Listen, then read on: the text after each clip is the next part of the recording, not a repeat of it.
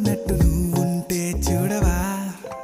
మంచువాన నన్ను ముంచెనంట వాన విల్లు మీద ఇల్లు కట్టినవరంట ఈ లోకమంతా నిన్ను చూసినంట ఏ దిష్టి నిన్ను తాకకుండా ఇంటిలోనే దాచుకుంటా రంగు రంగు